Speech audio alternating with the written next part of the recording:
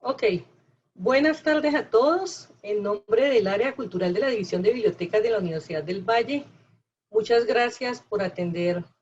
nuestra invitación a este ciclo de conferencias que venimos haciendo sobre neurociencias bajo la dirección del doctor Ernesto Conbariza. Antes de dar inicio a la conferencia, queremos expresar nuestra solidaridad a todos nuestros jóvenes caleños, vallecaucanos, colombianos y a todas las personas que han salido a marchar y a dar cumplimiento a ese derecho constitucional como es la protesta social. Esta conferencia se hace en el marco del reconocimiento de estas personas y también enmarcada, digamos, dentro de nuestra misión como universidad pública, y es la de formar, la de tener acceso al conocimiento. La conferencia está titulada Filosofía de la mecánica cuántica y la biología molecular en la periferia, el caso colombiano. El profesor Ernesto Conbariza, como muchos lo conocemos, es doctor en física, investigador, docente universitario, ya en este momento disfruta de su jubilación y pues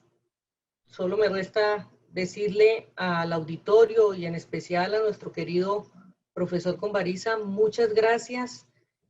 por seguir sembrando esperanza, por su generosidad en compartir sus conocimientos, experticia y experiencia en estos temas de las neurociencias tan necesarios para realmente construir un país mejor para todos. Eh, Le cedo la palabra al profesor Conbariza y de nuevo muchas gracias. Muchas gracias, muy generosa como siempre con las presentaciones. Digamos, ya llevamos algunas. Muchas gracias por su presencia. Eh, pues como Rubí les manifestó, es un momento bastante complejo. Estamos viviendo una situación bastante compleja en la que a veces cuesta mucha dificultad concentrarse uno en temas de esta naturaleza, y desde este punto de vista, un poco como una especie de catarsis, intentar, digamos, este tipo de reflexión. Es una reflexión que de todas maneras es muy pertinente, digamos que los espacios de conocimiento, racionalidad y mirada desde una perspectiva filosófica, que pues este es una de las, digamos, de las mm, fuentes de conocimiento del siglo XX que dio pie a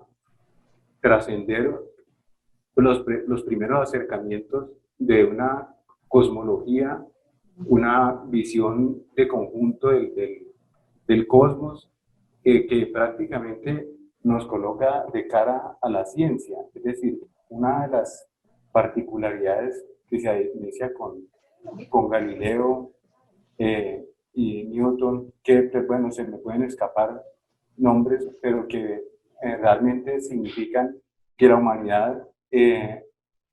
plantea o se pone de cara al mundo o se enfrenta, digamos, se relaciona desde el punto de vista de una eh, apropiación simbólica de la realidad que efectivamente la represente, como bien lo dijo Galileo, el, la, la, la, idea de representar el universo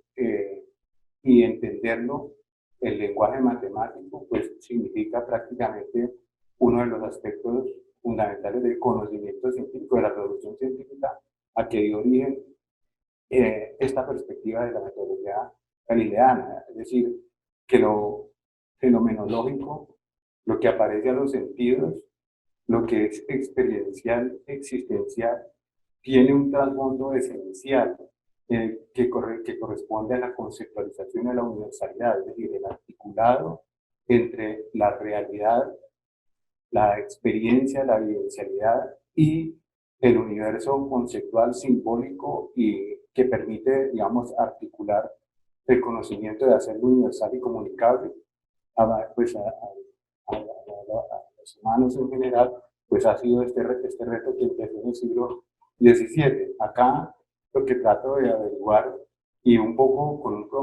digamos, con un título ambicioso, que es la filosofía de la mecánica cuántica, y bueno, y aquí ese aspecto y la biología molecular en la periferia, lo que trato de ver es cómo pues Colombia y quizá buena parte de los países latinoamericanos se han, digamos, pues se puede abordar esta temática. Es una relación de continuidad con la conferencia anterior donde pues estábamos haciendo el homenaje al profesor eh, Regino Martínez, y donde pues uno tenía de los intelectuales que abordaron esta temática relativamente temprano, porque como hemos dicho, Colombia prácticamente a este discurso llegó después de la segunda mitad del siglo XX y con muchas dificultades, porque realmente se instaló como tal cuando empezaron a haber profesores que salieron al exterior y que pues, recibieron ese tipo de formación en un concepto tan abstracto. Uno, mirando este título y sobre todo con la mecánica cuántica, corre bastante riesgo de llegar a lugares comunes y pues un poco como no, digamos, eludir la profundidad. De hecho, la mecánica cuántica hoy es moda en todas, en redes sociales, pues en el discurso ya prácticamente como estandarizado que uno ve ya la computación cuántica, la cosmología, los premios Nobel, todas estas cosas que se han estado dando y toda la revolución tecnológica, pues, pues está circunscrita, está inscrita dentro de este desarrollo tecnológico formidable del siglo XX. Las dos teorías fundamentales, la relatividad general, la relatividad de Einstein, especial y general, y luego él como uno de los formadores de esta revolución, también contribuyó de manera muy significativa sobre todo en la reflexión filosófica de la mecánica cuántica. Realmente, si uno se da cuenta desde el punto de vista, digamos que de los primeros asomos científicos,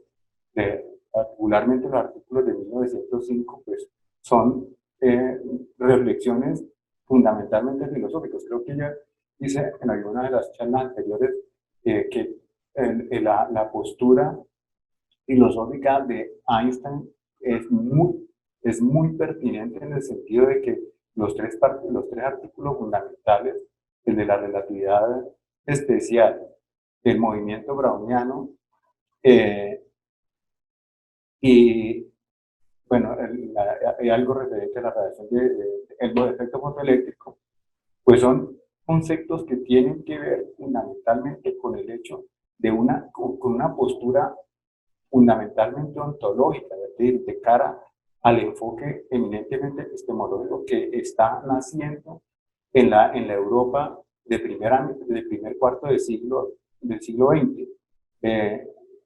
digamos que es una postura que se va a condensar en los supuestos filosóficos del Círculo de Viena, creado en ese primer cuarto de siglo, donde efectivamente aparece, digamos que la consolidación del positivismo lógico y de la filosofía analítica. Realmente ahí Einstein hace bastantes aportes desde el punto de vista de mostrarle, sobre todo a su, digamos que en parte inspirador, Ernst Mach, respecto a la concepción del átomo como una especie de constructo, digamos que desde el punto de vista casi que conceptual, o más bien que conceptual, como una especie de herramienta que no tiene una realidad ontológica, sino que más bien eh, pues es fundamentalmente como una especie de enfoque eminentemente epistemológico, es decir, desde el punto de vista de la teoría del conocimiento, pero sin una relación exactamente con la ontología. Y esta postura es la que finalmente triunfa después de 1925 y especialmente con la mecánica cuántica, consolidada como un discurso donde la consideración de tipo eh, pues digamos que eh, algorítmico un poco instrumental, predomina sobre las preguntas filosóficas. Las preguntas filosóficas pasan a un lugar secundario y lo que va a resultar a lo largo pues de la historia del siglo XX, buena parte de ahora del siglo XXI, pues ha sido un poco como esa versión. Entonces, afortunadamente ha sido una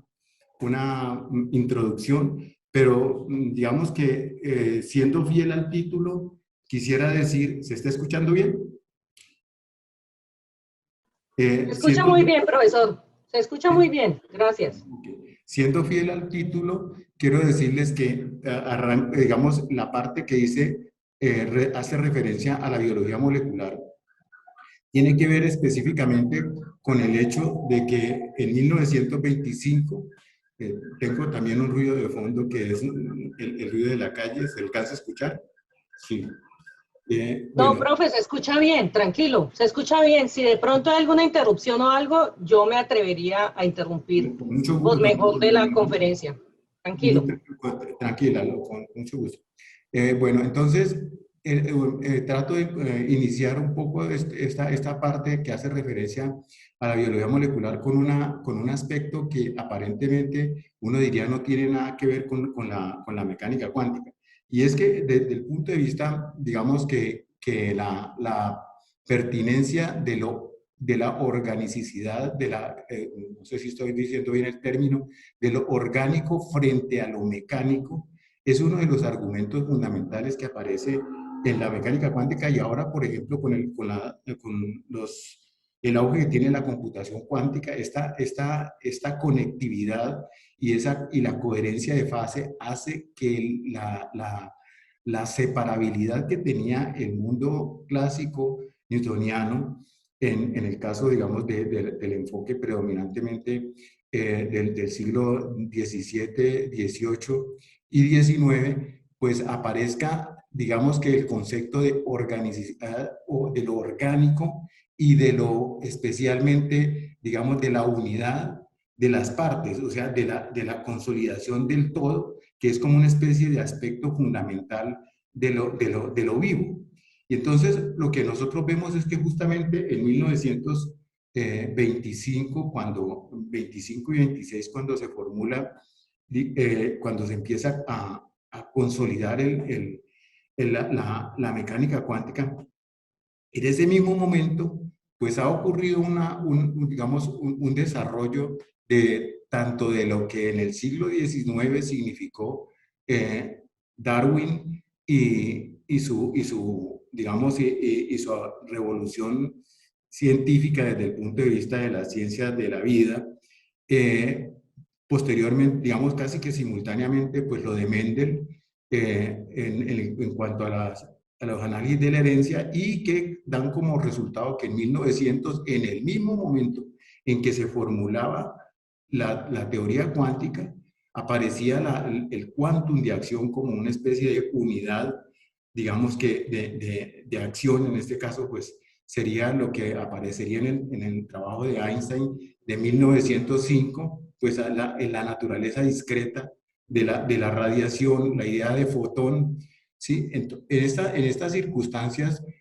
en 1900 hasta 1905 aparece la idea de gen como, digamos, como portador de la herencia, como átomo de la herencia. Y realmente la teoría sintética en la cual se reúnen tanto la biología, digamos, el enfoque darwiniano, como el enfoque que parecía como que la oposición entre lo discreto y lo continuo, el gen versus la idea de evolución, pues aparece como una especie de horizonte teórico que trata de reunir los dos enfoques, en particular el de Fisher en Inglaterra, que es una evolución de una tendencia de la biología, pues un poco en el contexto de aquello de buscar, digamos, de mejorar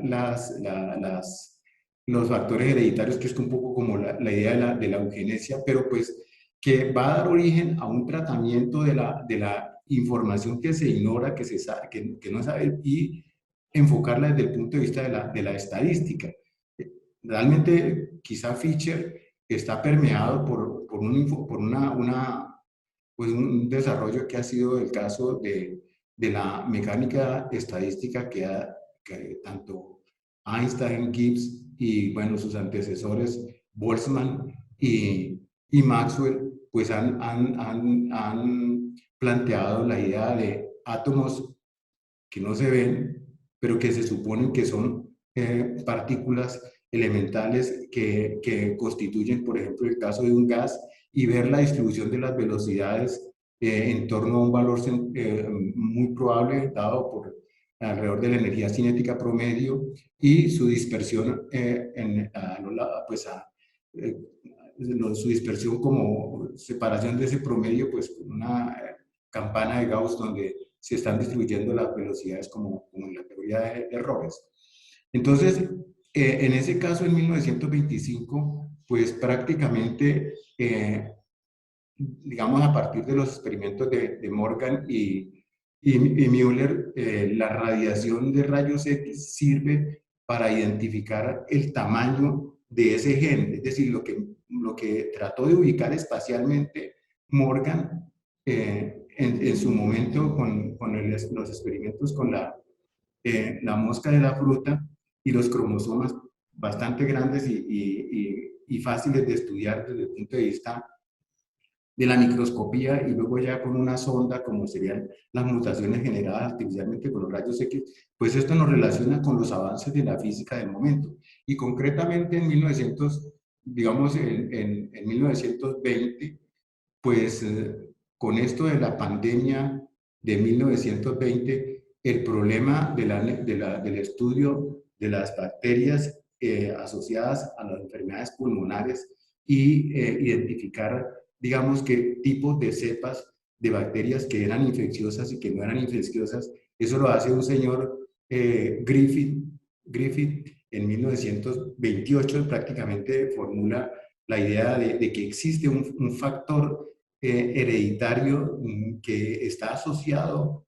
a lo que más tarde Luria y Delbrück, en ese famoso grupo vago, identifican como un portador de la información genética hereditaria. Bueno, en este caso, pues yo quiero prácticamente redondeando esta introducción en la revolución conceptual reunida en torno a qué tiene que ver la mecánica cuántica con la biología molecular. Pues en ese contexto de 1926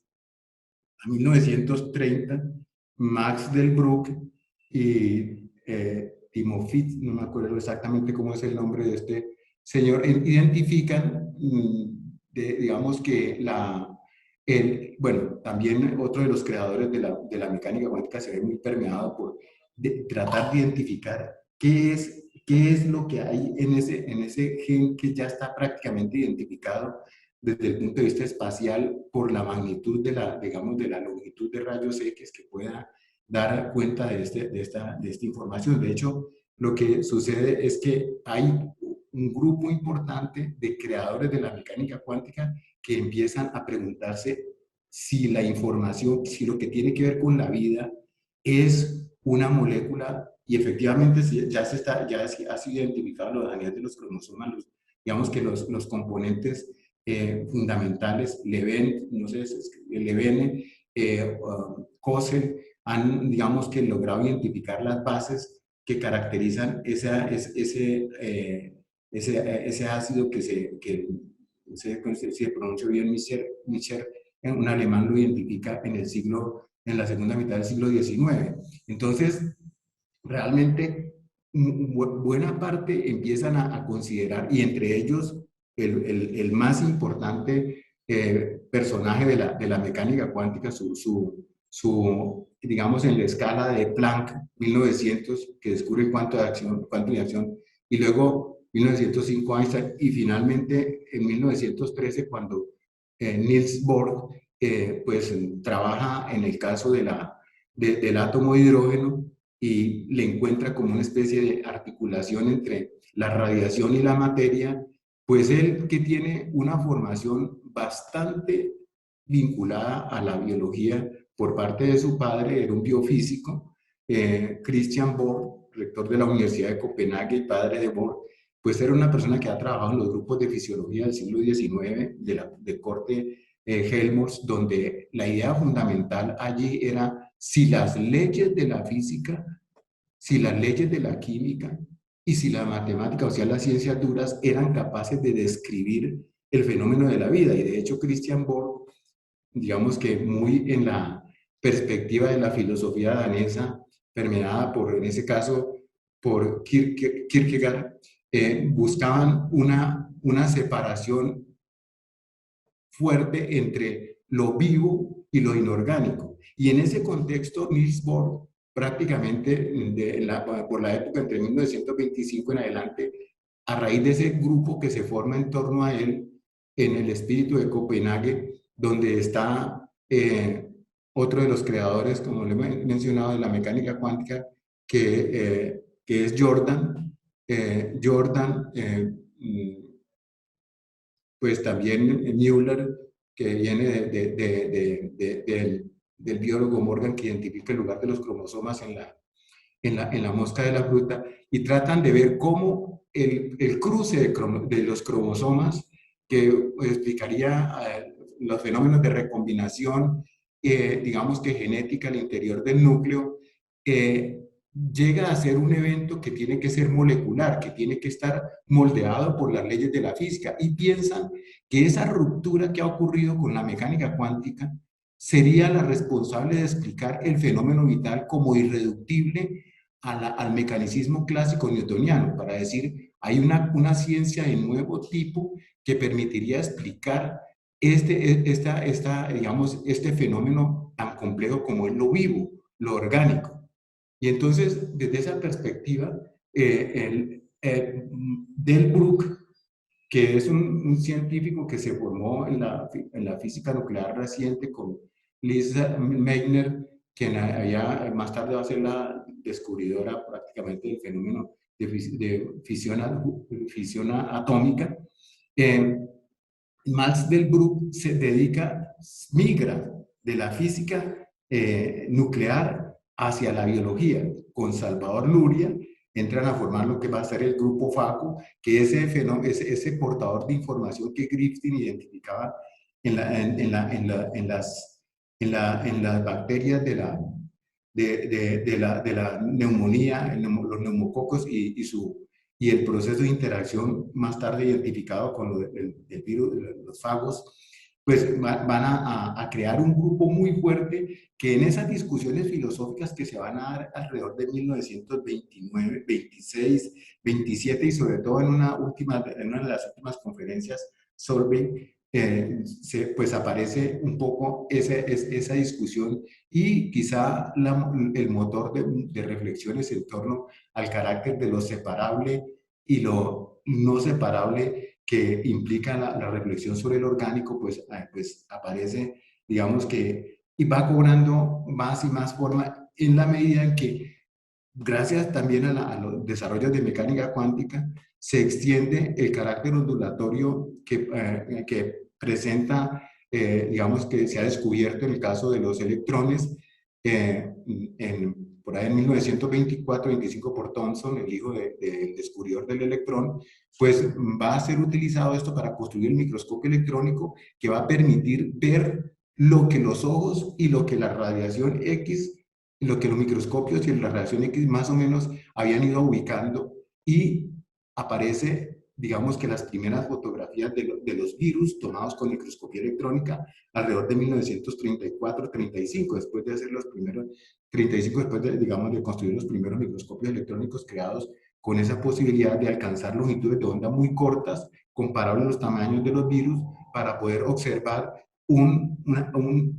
digamos, una forma rara de vida que no cumple las condiciones exactamente de la célula, pero que se puede cristalizar y que está a mitad de camino entre lo orgánico y lo inorgánico. El virus, digamos que a partir de ese momento empieza digamos, a presentar ese articulado posible de qué sería el fenómeno de la vida. Entonces, ¿qué quiero, digamos, digamos, recordar acá algo que yo diría que Schrödinger lo escribe en 1944, un libro que para la época que estamos viviendo en Colombia, parecería que si Schrödinger estuviera en Colombia, a la pregunta había sido muy pertinente. ¿Qué es la vida? Es un libro que escribe en Dublín, uno diría que puede haber sido en Belfast, que también tiene una situación muy conflictiva en este momento. ¿Qué es la vida? Es un hito desde el punto de vista de lo que sería la biología molecular en el futuro. Pero él se plantea las preguntas en el contexto de ese debate que es supremamente pertinente, y es el debate en torno a si la mecánica cuántica es una, digamos, como lo decían tanto Bohr, como Jordan y como Max Delbrück, necesitaba unas leyes especiales distintas de las leyes de la física para explicar el fenómeno de la vida. Si la vida no era reductible a las ciencias duras, la física, la química y la matemática, es decir, si el fenómeno de la vida era un fenómeno emergente, era un epifenómeno, era una, digamos, una cosa que no podía ser reducida en la relación de todo a partes, en el método analítico de estudiar sus componentes, y si era un punto de vista eminentemente sintético. Entonces, ese libro, ¿Qué es la vida?, de Schrödinger, en el cual se plantea este tipo de preguntas, este tipo de problemáticas.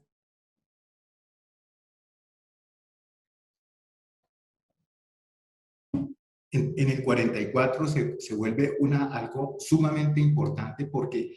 en la reflexión se pregunta si el problema de la entropía, si el problema del carácter atómico, si el número de partículas, digamos, que aparecían en las fluctuaciones respecto a la media, que es una de las características de lo térmico, sí era suficiente para explicar el articulado complejo de una molécula. De hecho, él analiza, digamos, de manera detallada el hecho de que un gas no puede ser un portador de la información, que debe ser una información supremamente, digamos, que óptima, transportada a lo largo de años y milenios y millones de años. ¿Cómo ha sido posible que ese registro sea tan sólido y consolidado? Entonces, piensa que no puede ser un gas en la perspectiva, digamos, que del análisis de la teoría cinética de gas y la teoría de errores, orientada como 1 sobre raíz cuadrada de n para la dispersión, digamos, como en la caminata al azar, cómo sería la desviación estándar respecto a avanzar un paso a la izquierda, un paso a la derecha, guiado por los resultados de lanzar una moneda al aire, y que tarde o temprano se separe de cero. O sea, si hay un paso adelante, un paso atrás, si simplemente no avanza, pero sí hay una posibilidad de avanzar, de tener una dispersión, un error que es 1 sobre la raíz cuadrada de n. Eso es lo típico de una distribución gaussiana acampanada, como en la época de Maxwell. Entonces aquí Schrödinger haciendo mucho énfasis, sobre todo en esa ruptura con Bohr y con todos los que utilizaban el principio de complementariedad, en la cual la interpretación de la mecánica cuántica se jugaba en ese aspecto, dos aspectos antitéticos, o sea, opuestos: lo vivo versus lo orgánico, lo mecánico versus lo no mecánico, que es más o menos lo que trata de la interpretación que contrapone a la concepción que quizá inició, digamos, con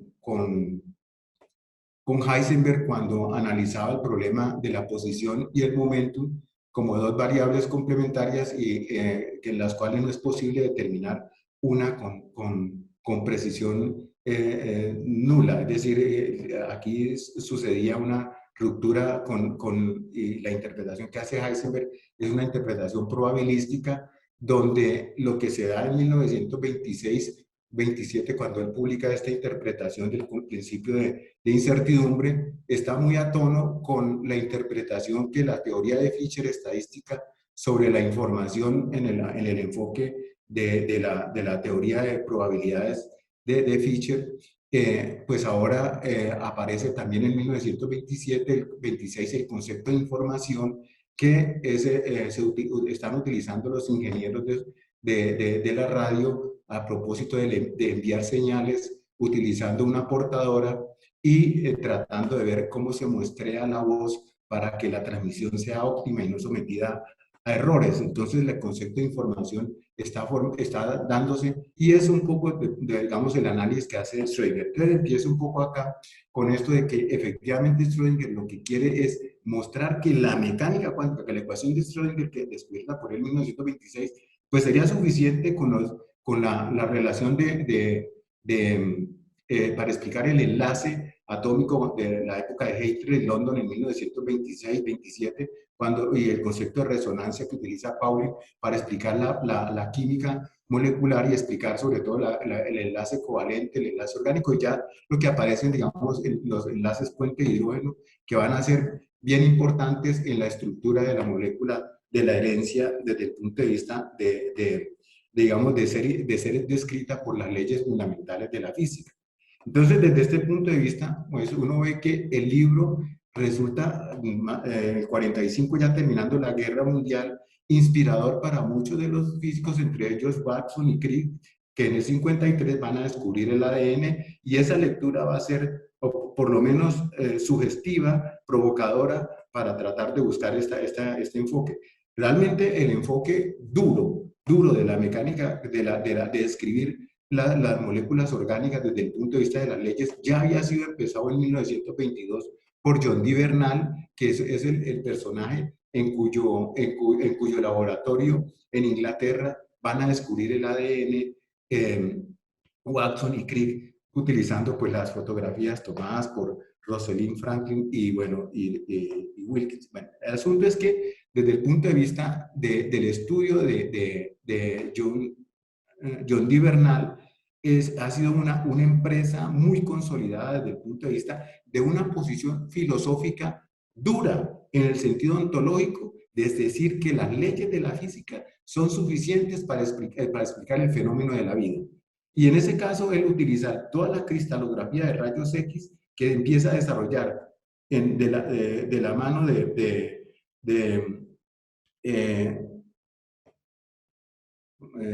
los... se me olvidó el nombre de estos dos... bueno, los que crean la cristalografía en Inglaterra, es que está Prague y en el caso en Alemania, y los padre e hijo tuvieron premio Nobel por la descripción de cristales y aplicar la técnica de rayos X para el estudio inclusive de moléculas de proteínas, el que primero que identificó la estructura del grafito fue John Dee Bernal en 1922, y después de eso se hizo un programa que condujo finalmente al descubrimiento del ADN. Digamos que una cuña aquí respecto al pensamiento de John Dee Bernal: es una persona cuyo laboratorio se desarrollaron 3 premios Nobel y a él nunca le dieron un premio Nobel. Él fue el que hizo eso, pero toda la problemática era porque sencillamente John Dee Bernal tenía una posición muy crítica filosófica, era de inspiración marxista, y obviamente su concepción era la del materialismo dialéctico de cara a interpretar las leyes de la naturaleza, y de hecho fue con ese enfoque un poco como se llegó a esa descripción de la molécula de ADN. Nunca lo hizo público, simplemente que sus compañeros, Haldane y todos ellos, prácticamente tenían una concepción de la explicación de la vida en términos de leyes fundamentales de la naturaleza. Las leyes fundamentales de la naturaleza para ellos son fundamentalmente la ley de la conservación de la energía y la ley del crecimiento de la entropía, todo, digamos, sin ninguna expresión así adicional, sino esas son las leyes fundamentales para explicar los fenómenos de la naturaleza. Entonces, este libro se vuelve muy fundamental. Aquí yo voy a empezar un poco en el sentido de decir cómo es el panorama de cara a tratar de implicar las leyes que darían cuenta dentro del contexto de la mecánica cuántica, para dar cuenta de los fenómenos de la vida. Voy a empezar acá con el tema, este preámbulo tan largo, ojalá no me recorte de tiempo. Aquí lo que estamos viendo en esta transparencia corresponde a los sólidos platónicos Todavía no se está compartiendo la imagen, profe. Tiene que compartir pantalla. Ya, ¿cómo? Eh,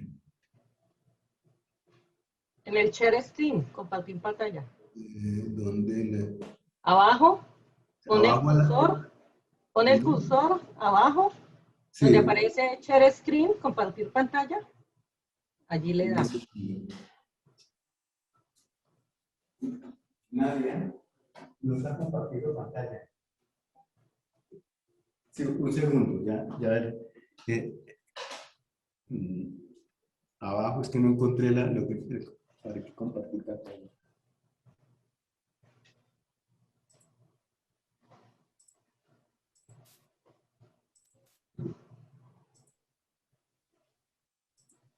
Ahora sí ya se ve, profe. Ah, ya. Ya se Bueno, ve la pantalla. Si quiere, colóquelo en copa. Está bien. Ya se ve mejor. bueno, muchas gracias, Rubén. Entonces, aquí lo Ahora, que estoy arrancando con algo que es prácticamente de la cosmología que viene de los griegos, pero aquí me voy a ubicar básicamente en el descubrimiento de Euler, que había sido ya determinado por Descartes. Acá no alcanza a salir no sé si alcanza a salir la imagen de Descartes, que encuentra que los sólidos platónicos que habían sido utilizados, digamos, para explicar la naturaleza, si ustedes recuerdan, el tetraedro correspondía en los griegos al fuego, el agua creo que es el cubo, la tierra es el octaedro, y recuerdo en todo caso el quinto, el icosaedro y el dodecaedro, pues tienen un papel que corresponde uno de los dos al cuarto elemento, y el quinto elemento, como sale en las películas, pues corresponde a esa otra esencia que utilizaban los griegos para escribir. ¿Cuál era? ¿Por qué utilizaban estos ejemplos? Bueno, desde los presocráticos, lo del fuego, el agua, eso fueron tanto en Heráclito como en los presocráticos, como perdón, eh, bueno, los filósofos griegos utilizaron diferentes, sobre todo la escuela jónica, explicación desde el punto de vista de elementos de la naturaleza, pero luego en Platón esta concepción se vuelve abstracta y geométrica, y lo que encontramos en Descartes es que él se interesa por esto porque ¿cuál es la importancia que tienen estos los sólidos platónicos? Que además de, digamos, su forma permite teselar el espacio, permite con replicaciones de él, llenar densamente el mundo tridimensional y colocarlos unos en relación con otros. De hecho, Descartes descubre la propiedad de que, por ejemplo, el icosaedro es el dual del dodecaedro, creo que el tetraedro y el octaedro, digamos, cambiando el número de caras, el número de vértices y el número de aristas, de manera conveniente, pues uno de ellos resulta ser el recíproco del otro. Es el teorema de dualidad, del cual Descartes se ufanaba más casi que por el descubrimiento de su metodología y de su teoría del método y sus reflexiones digamos, sobre el racionalismo cartesiano. En 1700, no recuerdo exactamente, Euler escribe ese número que está allá, el B más C igual a más 2, el número de aristas más 2. Este número también aparece en el caso no sé si se alcanza a ver acá el otro número para caracterizar el caso de los puentes de Königsberg. Estos dos números son tanto el número que caracteriza los sólidos como este que caracteriza los puentes de Königsberg, se puede atravesar solamente pasando una vez por estos puentes en la ciudad de Königsberg, cuando prácticamente se inicia, digamos que el estudio de lo que más adelante se va a llamar la topología. De hecho, la topología va a identificar estos números como la característica de Euler. Es un invariante aquí en la gráfica inferior, donde están distribuidos los grafos con los puntos de convergencia y las transformaciones que se puede ver, pues se encuentra, digamos, digamos que la solución no es posible desde el punto de vista porque hay esa característica que es la característica de Euler y que más adelante la vamos a encontrar, también Gauss se ocupa un poco de ello, pero más que Gauss, de eso se ocupa el estudiante principal de Gauss, que es Riemann. Riemann encuentra un teorema para caracterizar las superficies de las funciones complejas, las funciones analíticas, que es el teorema de Riemann, donde digamos que el género, que es el número de huecos, aquí no tengo una transparencia para visualizar esto, pero eso es un teorema sumamente importante que lo vamos a utilizar digamos acá diciendo, bueno, hemos tomado distancia un poco con la temática tanto de la biología de la molecular como de la mecánica cuántica, pero aquí estamos hablando del nacimiento de la topología y de este invariante que me dice, ¿qué es en esencia la topología? Pues lo que nosotros aquí estudiamos es cuando se estudia geometría, se estudian son las propiedades de las figuras que permanecen sin variar como consecuencia de rotaciones y de traslaciones. Usted puede darle la vuelta a un triángulo y sigue, digamos, y conservar las propiedades de los ángulos interiores, rotarlos, y de hecho así se demuestran los teoremas, trasladarlo, etcétera, que es, digamos, que son los fundamentos de la geometría euclidiana. Cuando usted permite que las distancias cambien y se mantengan los ángulos, entonces se obtiene otra propiedad que no la tengo aquí, creo, bueno, adelante, la geometría proyectiva. La geometría proyectiva deja invariante, digamos que unas propiedades que son muy parecidas, la propiedad más importante es muy parecida a la que Descartes describió. Un intercambio entre una arista y un vértice da la figura dual recíproca. El teorema de dualidad es fundamental en la geometría proyectiva y es muy importante para que el cerebro capte que una imagen se puede ver desde diferentes puntos de vista y sigue siendo la misma imagen, porque usted lo que hace es cambiar el ángulo de proyección y prácticamente mantiene realmente estas propiedades estructurales que se llaman homologías y que son muy importantes cuando se aplica ya no a transformaciones de los objetos por cambiar el punto de vista, sino, por ejemplo, por cambiar, digamos, deformar completamente un objeto. Cuando usted deforma un objeto sin rasgarlo, por ejemplo, que una taza de café sea lo mismo que, digamos, un pan de bono, desde el punto de vista de la dieta vallecaucana al amanecer, pues el pan de bono y la taza, el mug de café, pues son prácticamente lo mismo. La característica es que tienen un hueco. Y entonces esa propiedad, digamos que determinar los invariantes, que lo que permanece lo mismo, eso se llama, por ejemplo, en el caso del hueco que tenga el pan de bono, eso se llama el género. Entonces, Riemann encontró una propiedad que determinaba que las figuras que representan en la figura, las superficies de Riemann, que caracterizan a las funciones de variable compleja, que son muy importantes en el análisis, pues se pueden representar mediante un teorema que me garantiza que existe, digamos, el módulo, el género y otra propiedad, pues que aquí no voy a determinar, pero que es exactamente igual a la característica de Euler de los puentes de Königsberg, como el teorema de reciprocidad, como el teorema de los sólidos rígidos. Entonces voy a saltarme aquí un poco estas partes de acá. Y me paso. Ay, no está la representación, no me salió esta transparencia que es muy importante. No la revisé antes. Sí, es esta. Esta transparencia, aquí yo no alcanzo a ver porque está a la derecha, es Gibbs. Gibbs es un físico norteamericano que vivió prácticamente en la segunda mitad del siglo XIX. Es muy conocido porque fue el que creó el cálculo vectorial y trabajó en química y trabajó bueno, en muchas áreas de la física. Realmente es un personaje dentro de la matemática naciente norteamericana. Gibbs estuvo en Europa y ahí estuvo con las figuras descollantes del siglo XIX en Alemania y en Inglaterra. Después regresó y se dedicó un poco a la química. Yo, aquí en esta parte, yo tengo aquí porque realmente una de las características que tiene, digamos que toda digamos que la física que hay entre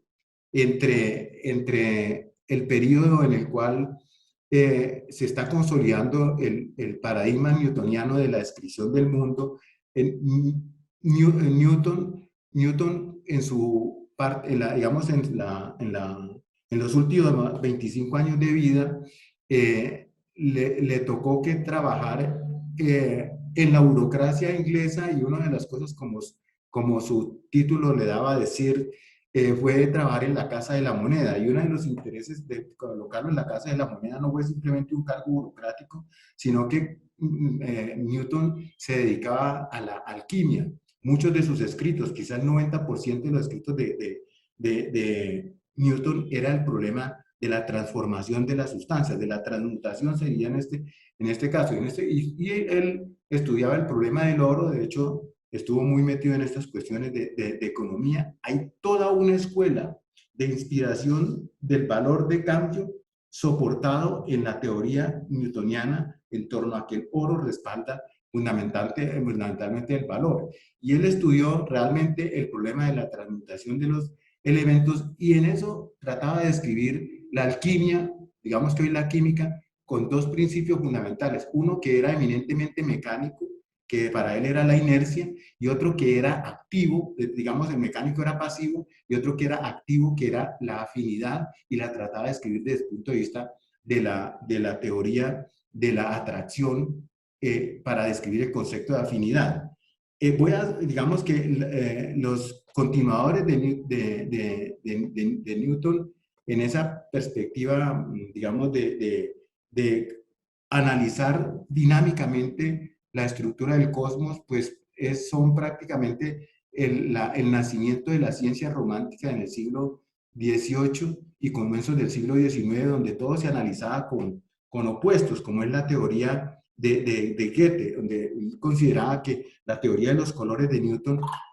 realmente era una teoría completamente analítica, en la cual se estudiaba solamente la descomposición, y luego cuando se hacía la composición, pues se obtenía finalmente, digamos, el método newtoniano está desarrollado fundamentalmente en el libro de la óptica, y en el libro de la óptica es lo que trata de describir es todos los fenómenos de la naturaleza mediante la geometría, mediante la óptica geométrica. La anomalía constituía en el proceso de descomposición de la luz. Y él estudia el método de análisis y composición, como se puede ver en la figura de la derecha, donde el rayo se parte, luego con una lente vuelve y se compone y vuelve a obtener el mismo rayo. Esto es muy importante porque lo que va a hacer la mecánica cuántica va a hacer es estudiar este aspecto al cual le puso mucha atención su rival desde el punto de vista teórico, que fue Jung. Jung, curiosamente, utiliza el descubrimiento de esa descomposición de la luz prácticamente para tratar de decir que la luz es de naturaleza, digamos que ondulatoria, que era como una versión opuesta a la teoría de partículas y rayos que aparecía en la teoría newtoniana. Goethe va a tratar de decir que la teoría de los colores es una teoría que él piensa que es muy distinta de la de Newton, pero Newton sí ve el mundo desde el punto de vista dinámico, en el sentido de considerar digamos, la oposición como una forma de describir el mundo. De hecho, la química que Goethe estudia aparece en una novela que se llama Las afinidades selectivas. Después aplica eso de la atracción de los opuestos para describir digamos que la mayoría de las cosas, y esa parte de la descripción de los opuestos es lo que da origen prácticamente al conocimiento de la ciencia romántica. Lo que vamos a ver es que la primera mitad del siglo XIX sobre todo la química, es una química que se mueve más en el orden cualitativo, sobre todo en el caso de Berzelius, cuando introduce el concepto de dualidad, que ha sido desarrollado prácticamente por los químicos que tratan de ver las oposiciones como las fuentes, y en ese caso, por ejemplo, en la química descubierta después del efecto galvánico de los dos polos opuestos, y eso pasa de hecho, a una parte de la física en su descripción desde el punto de vista polar. El concepto de polarización en la luz se debe mucho a esta consideración. Y en esa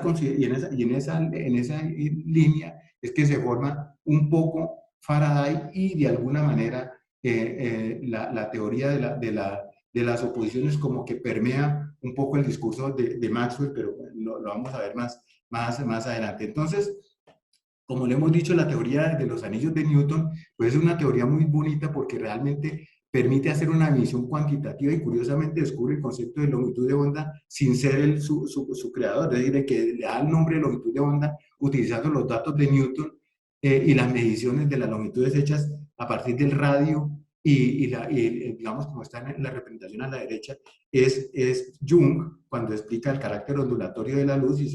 es una teoría un poco más sintética que el método analítico newtoniano. Pero bueno, ¿de dónde sale toda esta parte que he dicho acá? De que Newton utiliza el concepto de afinidad para explicar el fenómeno, digamos, de cómo el químico, o sea, el problema de la cualidad. ¿Cómo explicar el hecho de que una sustancia pase de un estado a otro? Y lo vamos a ver más pertinentemente en lo vivo. En lo vivo prácticamente los químicos y los físicos románticos tratan de ver que el fenómeno de la unidad del todo es fundamental para interpretar, y esa unidad del todo, la relación de todo a partes y la forma de integración, por ejemplo, sujeto-objeto en la percepción, es una particularidad que tiene la física romántica, que vamos a llamarla así en la versión goetheana, que trata de decir la versión newtoniana es una versión analítica que descompone el todo en la suma de partes, y la versión goetheana es tratar de ver la unidad orgánica del cosmos, tratar de interpretar eso que Leibniz había tratado oponiéndose a Newton, con la mónada como unidad de actividad y como unidad, digamos, en la cual el universo se reconoce como un todo. Esa mónada es la que va a utilizar después para el concepto de célula en la teoría que va a aparecer en 1838, cuando aparece la teoría celular, y pues, digamos, va a tratar de describir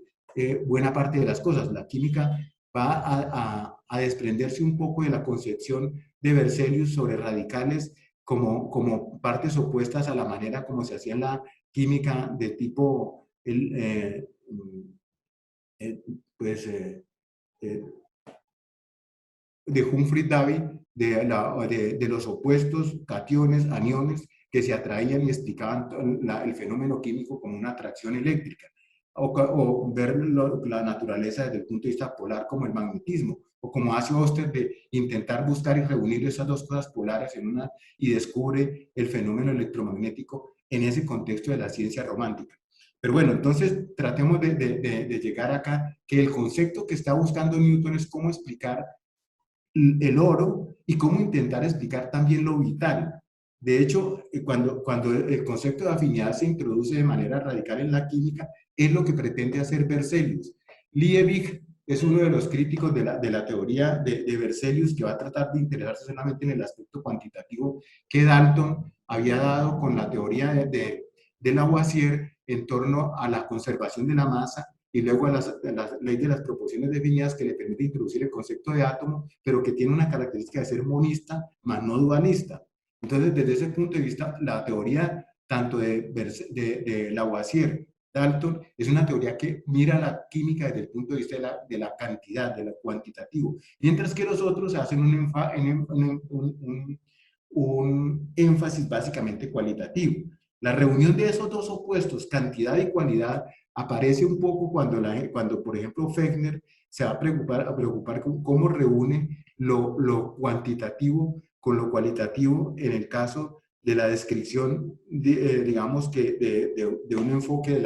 de la psicología, donde va a reunir el mundo geométrico cartesiano con el mundo intencional, sensitivo,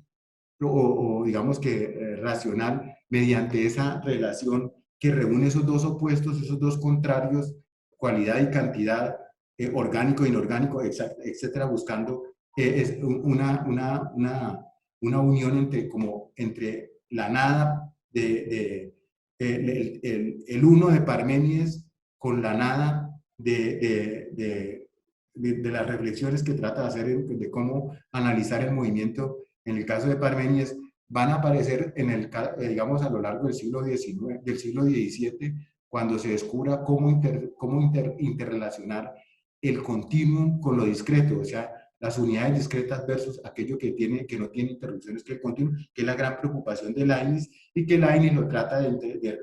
relacionar no con el concepto de átomos, sino con el concepto de mona. Entonces, el concepto que ha utilizado Newton y luego Berzelius es el concepto de afinidad. El concepto de afinidad se vuelve, digamos que importante cuando, después del descubrimiento de Maxwell, de la mecánica estadística, este señor Willard Gibbs, el físico matemático norteamericano, encuentra una ley para el caso de las sustancias químicas que están en equilibrio en un diagrama de fases, por ejemplo aquí presión y temperatura, o en el caso de presión y concentración y temperatura, para el caso de las fases en equilibrio. Entonces Gibbs logra encontrar, utilizando el concepto clave que convierte la afinidad de Newton, la afinidad de Berzelius, en un concepto físico, cuando utiliza la idea en un concepto físico-químico, donde logra integrar la noción de potencial de Gibbs. Habían, digamos, los químicos, en el caso, digamos, del estudio de las pilas, pilas electroquímicas, Helmholtz habían tratado de describir si el concepto de calor era el que mediaba los procesos de transformación en el interior de una reacción electroquímica que se producía en una pila. Y él encontró que había, además de la temperatura y del calor en la reacción, había otro factor que era importante y recién descubierto, que era el concepto de entropía. Y notó que efectivamente si hacía la combinación de la energía con la entropía, las dos leyes fundamentales de la termodinámica, se podía describir mediante un potencial cuál era el curso de una reacción electroquímica. La situación se llegaba a que el flujo, la migración de aniones hacia cationes, o digamos cargas en el sentido de la atracción eléctrica, se producían no solamente por un potencial eléctrico, sino también por la combinación además de la energía, del resultado de combinar el calor, la energía eléctrica, la energía calorífica y la entropía. Entonces eso se conoció como el potencial de Helmholtz. Gibbs trató de encontrar eso para todas las reacciones químicas, y en este caso, para tener muchas componentes con fases y en condiciones de presión y temperatura, cuál era la secuencia que seguía cuando el potencial químico era de equilibrio, o sea, cuando el sistema era un sistema en estado en el cual el potencial químico era un mínimo y las variaciones alrededor de ese mínimo eran cero. Cuando se hace eso, pues encontró esta ley de que el número de grados de libertad, el número de fases y la cantidad de componentes cumplen una relación muy similar a la de los sólidos platónicos, a la de los sólidos, a la de los sólidos, a la de los puentes de Königsberg, y a la famosa característica generalizada topológica de la identidad del teorema de Riemann sobre las funciones analíticas, cuando trata de identificar en las figuras que representan en el tema que él utilizó, la variable compleja, para tratar de hacer una demostración de su famosa teorema sobre su famosa conjetura. Entonces acá él logra describir una relación que es exactamente esta que tenemos, o que recordemos, tanto los sólidos platónicos como como los puentes de Königsberg, como el teorema de Riemann, y ahora la regla de fases de Gibbs. Cuando nosotros miramos esto desde el punto de vista de qué significa este invariante topológico que es común a estas tres estructuras, nos encontramos con que existe un teorema que relaciona esa expresión generalizada que está ahí, que se llama la característica de Euler, o la característica de Riemann-Euler, podríamos decir ahora, ¿sí? Ese es un teorema matemático muy importante por el cual a estos dos señores, a Tillat y Singer, hace por ahí unos 8 años o quizá 10 años, le dieron el premio Abel. Se conoce como el teorema del índice de Atiyah-Siller, donde el índice es ese número que les he hablado desde Descartes, Platón, Descartes, Euler y Riemann, que indica que hay un invariante que hace que, por ejemplo, una figura como las que están determinadas abajo, ¿sí?, tengan ese aspecto topológico invariante, que es el número de huecos, digamos que como en los puentes de Königsberg, como cuando se utilizan los vértices, las caras y en los lados. En el caso de los sólidos platónicos, uno puede deformar o transformar los sólidos y si quiere mantener, a pesar de la deformación de las caras y estas cosas, pues eso no va a cambiar. Igual que en los puentes de Königsberg, ese invariante topológico. En el caso de Atiyah y Singer, encontraron que eso que había en el teorema de Riemann-Roch explicado para funciones establecía un vínculo entre esa búsqueda de análisis y de síntesis. El índice analítico corresponde, digamos que es una propiedad del número de soluciones que puede tener una ecuación, un poco en la perspectiva de la teoría de funciones de Riemann, o en este caso en la teoría de variedades. Una variedad es un espacio con formas irregulares, como el donus o el pan de bono o el buñuelo en todas sus variaciones que hay en la parte inferior. Y lo que hace que una figura sea invariante pese a deformaciones topológicas, pues es ese índice analítico. Ese índice analítico, que es el índice que hemos estudiado. Es que no sé cómo quitar esta, que está representado ahí en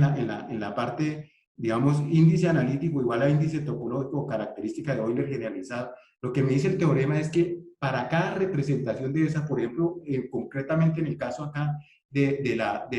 regla de fases de Gibbs, ¿sí?, debería de corresponderle una forma analítica funcional para llegar a esa expresión. Esa forma analítica funcional es la que de alguna manera intentó buscar Gibbs cuando trató de mirar si efectivamente detrás de esas representaciones del potencial químico había una descripción desde el punto de vista probabilístico de la forma como se podía llegar a describir los gases o los componentes en equilibrio cuando están interactuando para producir una reacción química, y migramos, por ejemplo, de tener en forma gaseosa un componente,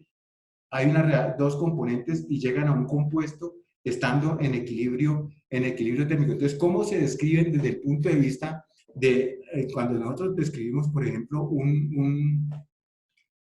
gas? El gas se puede describir la distribución de velocidades. Acá tenemos la distribución de Maxwell, que trata de indicar que se puede describir la dinámica de esas partículas por medio de esa función, que es una función gaussiana, y que trataría de describir cómo se distribuyen las velocidades. Aplicando esas leyes de la mecánica estadística, tratar de describir cómo es la evolución cinética de una reacción química siguiendo estos patrones descriptibles mediante las leyes de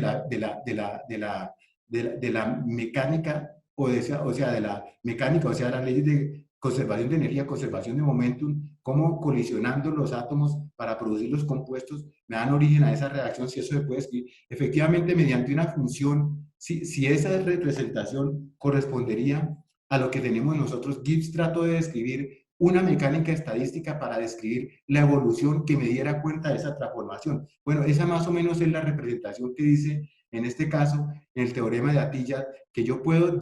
digamos, encontrar a esa figura que Riemann caracterizó mediante funciones analíticas, que le corresponde geométricamente, si eso se puede generalizar a espacios de muchas dimensiones y con características bastante abstractas. Y eso es lo que se conoce como el teorema del índice de Atiyah y de Singer, donde un acercamiento es cómo busco ese índice analítico, puede ser, por ejemplo, análisis de Fourier, y la forma como se encuentran los huecos y las diferentes partes desde el punto de vista topológico, cómo contar esos huecos que se dan en esa identidad, pues es mediante lazos, que es lo que llama la parte de homotopía. Este es un proceso mediante lazos, es un proceso topológico, digamos que simplificándolo mucho, geométrico, mientras que el método de buscar las propiedades de las funciones que las caracterizan, que se vuelven como una especie de, las funciones tienen un aspecto bien particular que ahora voy a tratar de intentar explicarlo desde el punto de vista sencillo, cómo son, qué características tienen esas funciones que me pueden dar cuenta por un método analítico, encontrar esas propiedades geométricas. Eso que trataba de hacer, la pregunta es, ¿cómo podemos hacer este teorema para el caso de las reacciones químicas o de las reacciones que se producen a nivel molecular en una proteína, en un sistema histocompatible, por ejemplo, de antígeno, anticuerpo? ¿Cómo se explican todos esos procesos que se dan desde el punto de vista de una mecánica de cinética de reacciones, pero descrito no con la teoría fundamentalmente del azar que aparece en la mecánica estadística tipo Gibbs y tipo Maxwell, sino cómo describir ya en una perspectiva un poco más elaborada, que va a ser las funciones que se describen no mediante el concepto de partículas separables, que son los átomos interactuando, colisionando en el caso de la mecánica estadística, sino en el caso de considerar que ahora los elementos que constituyen un todo forman un cuerpo o una estructura orgánica. En ese caso, si todas las partes de lo que considero analítico están interactuando de tal manera que hay una unidad de elementos, pues eso se va a describir más bien por medio de funciones que me describen esto como una función que corresponde a una serie de partículas que están conectadas de manera, digamos que rara, que es lo que me trata de dar cuenta la mecánica cuántica. Es decir, cómo describir esa unidad cósmica para que dé cuenta del fenómeno de la vida. Pero aquí lo que estamos haciendo es desde el punto de vista de un enfoque eminentemente topológico. Entonces, la pregunta es, ¿esa es una elucubración? ¿Eso es simplemente un pálpito, una conjetura? Veamos que cómo se hace la interacción de tipo atómico, donde, por ejemplo, un complejo, donde está una proteína que contiene otra unidad que se une para dar origen a una catálisis o a un proceso, por ejemplo, de trasvase de protones, en el caso, por ejemplo, de una ATP sintetasa en las mitocondrias. ¿Cómo se produce este tipo de procesos desde el punto de vista de las leyes bueno, primero tomemos en este caso del modelo que tenemos acá. ¿Cómo hacen los biólogos moleculares, o mejor, de qué herramientas se vale la química de las proteínas complejas para dar cuenta de que esos fenómenos efectivamente se están dando al interior de las partículas? Entonces, acá viene, digamos, esta parte que quiero considerar. Bueno, ahora me devuelvo a esto y a la figura de Newton, donde están los prismas descomponiendo un rayo de luz, y aquí voy a tratar también esta idea de formación de imágenes. Ustedes, para hacerse una idea de esto, quiero que hagan la siguiente experiencia mental. Voy a traer cómo estoy de tiempo. Sí, experiencia mental. Es decir, cuando nosotros tenemos una lente, un par de lentes, por ejemplo, un telescopio que tenemos acá, y miramos la F, y la miramos en este caso, la figura ya proyectada, existe un punto entre las dos lentes formadoras. Esos dos puntos vamos a llamar el plano, no lo vamos a llamar, ese es el plano de Fourier. Lo que hace la teoría ondulatoria de la luz es que el objeto que está en el plano objeto, las ondas que salen desde el punto de vista ondulatorio y pasan a través de la lente, van a interactuar en forma forma como lo hacen las ondas, componiéndose, y de acuerdo con su magnitud, o sea, su amplitud, pues se reforzarán. Si hay otro factor que corresponde a la fase, que los hace que si llegan al mismo tiempo, se forman construcciones, pero si llegan a tiempos diferentes, se forman destrucciones, y por eso hacen una serie de puntos que se llama el plano de Fourier. Efectivamente, es una transformación de la figura F que pasa a este plano que está en el centro, ¿sí? Donde está en el centro de las dos figuras, que llama el plano de Fourier. Ustedes pueden hacer eso en la casa. Cojan una pluma de una torcaza que está por ahí en el jardín, una pluma, y cogen un puntero láser y hacen pasar el puntero láser a lo largo, que traspase esa pluma y la colocan contra la pared y van a encontrar no la pluma, sino una serie de puntos que es el patrón de interferencia, que es el plano de Fourier, que es la transformada de Fourier mediante la teoría ondulatoria. Pero si colocan adelante de la pluma una lupa, van a ver la imagen de la pluma en la pared, que es lo que aparece acá. Es decir, la transformada de Fourier, que es una propiedad de la óptica, ya no de la óptica de Fourier de tipo, la óptica geométrica de tipo newtoniano y no la óptica de Jung, con la lectura de los anillos de Jung aparece el concepto de función de onda y aparecen líneas discretas, como en este caso. Esto que tengo acá es lo que les quiero decir, si el fenómeno de interpretar que una proteína efectivamente esté haciendo ese tipo de actividad, que se esté plegando por ejemplo, a una enzima con una coenzima, den origen a una catálisis de una reacción y que sea de manera tan coordinada y tan sumamente armónica que parecería que fuese diseñado por un agente externo. Acá lo que vemos es cómo hace la biología molecular y cómo hace las técnicas sofisticadas para identificar ese tipo de cosas. Cuando se hace ese procedimiento, bien sea por espectroscopía, por ejemplo, infrarrojo, que es una técnica gruesa, pero ya para estudiar las moléculas en su intimidad, en su forma mucho más sofisticada, se hace mediante la resonancia magnética nuclear. ¿Y qué es lo que hace la transformada? ¿Qué es lo que hace la resonancia magnética nuclear? Pues coge la sustancia, al colocarla dentro de un campo magnético, ¿sí? En un campo magnético fuerte y aplicarle una onda de radiofrecuencia, obtenemos un espectro de ese sistema, que es justamente lo que aparece en esta figura a la derecha. Ese es el espectro de Fourier. O sea, lo que les estoy diciendo, si voy a tratar de explicar en el caso de las moléculas, que lo más importante que hay desde el punto de vista de las proteínas es que la estructura de la proteína, que está constituida por un conjunto de aminoácidos, y esos aminoácidos están plegados en el espacio tridimensional, su estructura espacial, el plegamiento, me determina su función. O sea, la actividad tridimensional de cómo se acomodan los aminoácidos, con sus residuos, o sea, con sus colas que corresponden a la actividad del aminoácido desde el punto de vista de si es polar, no polar, de si es simplemente una alanina que es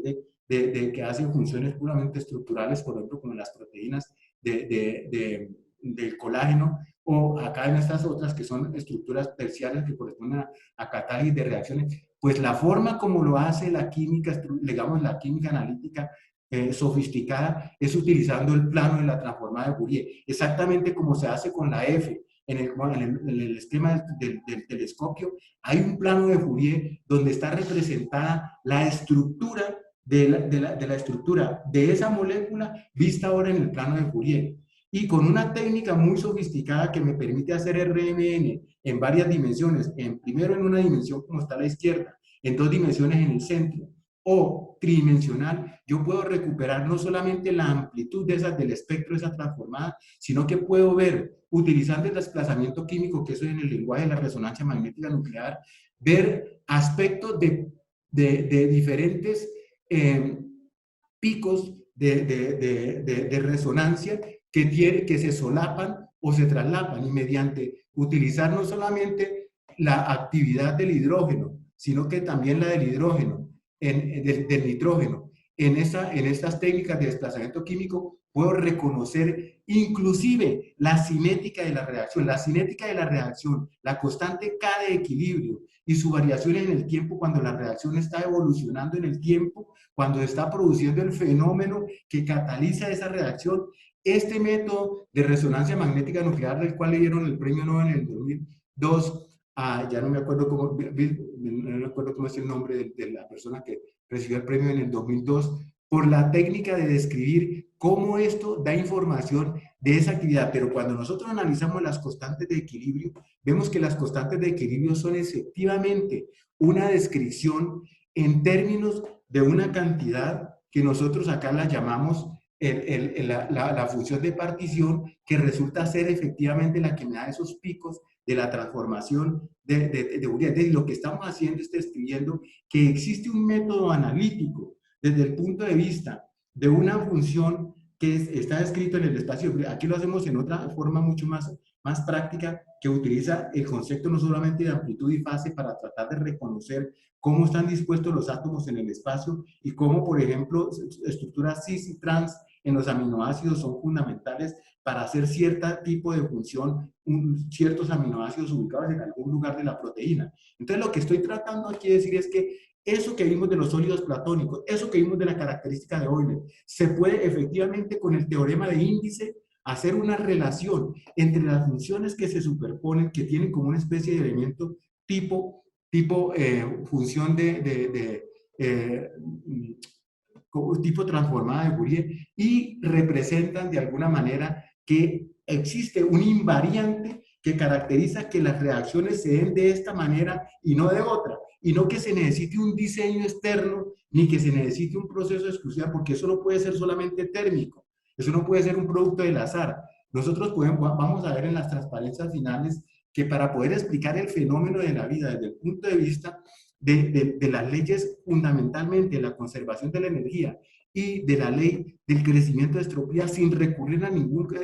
digamos, vitalismo como trataba de hacer en ese caso las interpretaciones exóticas de la mecánica cuántica, en el cual digamos que los fenómenos tanto de amplitud como fase que corresponden respectivamente a la energía, la amplitud y la fase, a la parte entrópica, no requieren de ninguna cosa extraordinaria, como de alguna manera trató Schrödinger de decirlo, o como de otra manera John Dee Bernal, cuando hacía el programa para el descubrimiento de la molécula, estaban implícitos dentro de esa característica que tiene la mecánica cuántica, que está en el contexto de la óptica prácticamente, como decía, de la óptica física.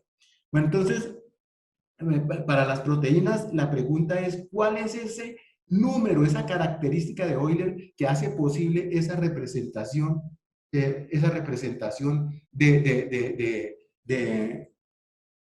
digamos, ese invariante que caracteriza la forma como la naturaleza se comporta de acuerdo a leyes que están regidas por la matemática, la física y la química, sin recurrir a nada exótico? Entonces, ¿cuál es esa ley de invariancia del ADN? Entonces, yo vuelvo un poquito aquí atrás, donde trato de mostrar que hay y esto viene en la filosofía de la mecánica cuántica. Cuando yo analizo solamente en el espacio de Hilbert esa transformación, el plano de Fourier es el famoso espacio de Hilbert, y en eso tratar de describir los espectros como lo hizo Heisenberg en la primera etapa, pues realmente me dan una transformada de Fourier que era precisamente las variables dinámicas.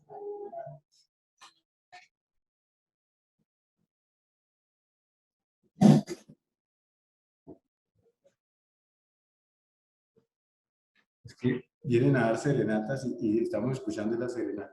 Entonces, lo que nosotros realmente recuperamos cuando obtenemos la figura F negra en el extremo derecho es que realmente con la fase y con la amplitud nosotros tenemos una descripción de objeto, tenemos una descripción ontológica desde el punto de vista filosófico de la mecánica cuántica, y eso realmente se nota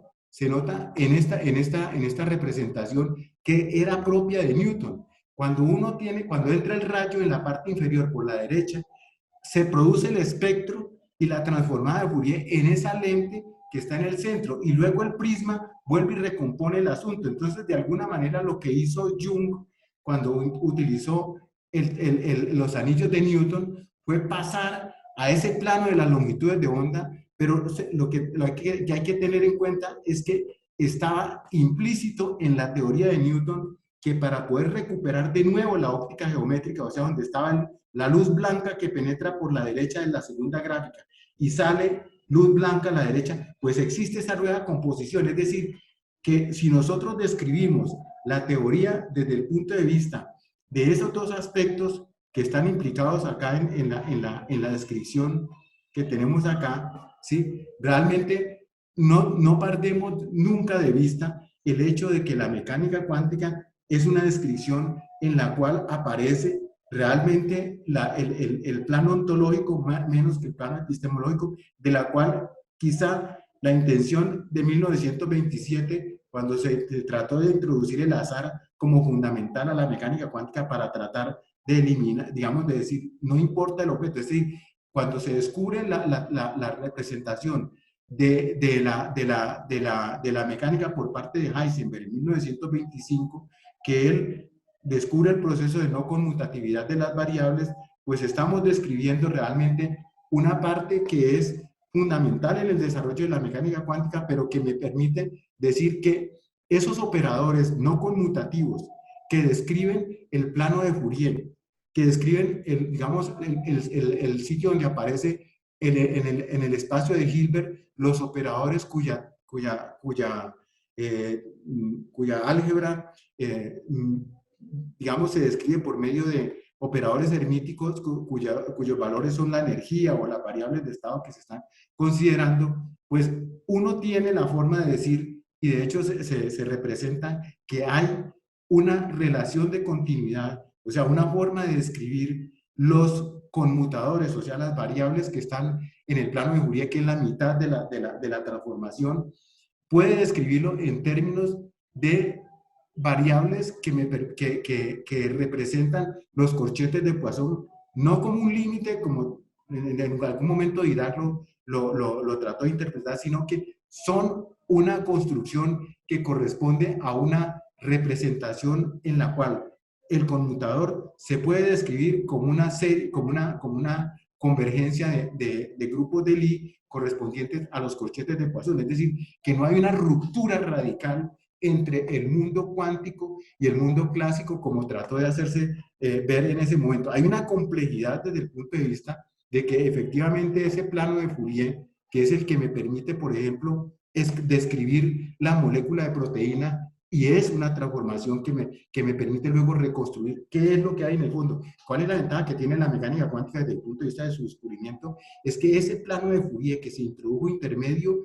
explota una cantidad de cosas que el ojo humano y que la visión clásica en trayectorias no podía ver, pero acá se amplía, es decir, la mecánica cuántica lo que me da es un universo de posibilidades enorme que me conecta el contenido, o sea, la parte energética que está en la amplitud, con los factores de coherencia y de relación del todo y las partes. Es decir, lo fundamental desde el punto de vista filosófico de la mecánica cuántica, que me permite, sobre todo en el caso de la biología molecular, dar cuenta de aspectos de coherencia que dan cuenta de los fenómenos de la vida organizados, se dan gracias a la coherencia de fase que es propia de ese plano de Fourier y que no implica una ruptura, sino que es una propiedad objetiva del mundo, porque usted puede ver el mundo de las transformadas de Fourier, el mundo de la transformada del espectro RMN, que esa es tangible, o lo quiere ver en la pared, o lo quiere ver en una transformación cuando hace el experimento de la pluma. Entonces, no es... Ahora, lo que me dice el teorema de Atiyah y el teorema del índice, el teorema de Riemann-Roch y su generalización por Heisenberg, en la teoría K, que es la generalización de esto, de tratar de describir, que esa función cuya análisis, cuyas sumas me permiten calcular ese índice por método analítico, esas funciones, lo que me dice efectivamente es que es un espacio que tiene una estructura de un espacio muy particular. Es decir, el espacio no es como el de los números reales. Yo lo que quiero tratar de decir, ese espacio donde existen los picos esos de Fourier representados en esa transformación, es ese espacio que generalizado, yo le digo espacio vectorial, es decir, para una persona, ¿qué quiere decir eso? Eso lo descubrieron, digamos, se descubrió por parte de Grecia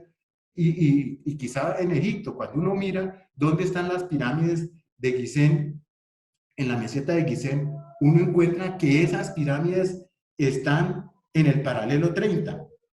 ¿Y qué particularidad tiene el paralelo 30? El paralelo 30 tiene la particularidad de que sumado con el paralelo 23.5 del trópico, en ese caso, el trópico de Cáncer, me dan 52.5. Sumar 23.5 más 30, y ese 52.5 es el ángulo mayor del triángulo pitagórico